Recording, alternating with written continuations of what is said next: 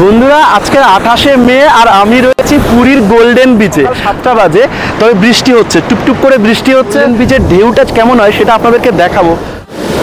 Golden beach থেকে দেখুন দূরে মাছ ধরার নৌকাগুলো একটু একটু করে কি সুন্দর এগিয়ে যাচ্ছে, আর এক একটা ঢেউ কি সুন্দর দেখুন সারিবদ্ধ হয়ে পরপর পরপর রোল করে করে আসছে।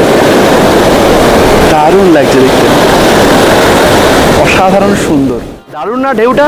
আর এই গোল্ডেন বিচের নাম কেন গোল্ডেন বিচ জানেন? এই যে বালির যে কালারগুলো আছে না, সেগুলো বেশ সোনালি কালারের বালি রয়েছে এগুলো, তাই এর নাম গোল্ডেন বিচ।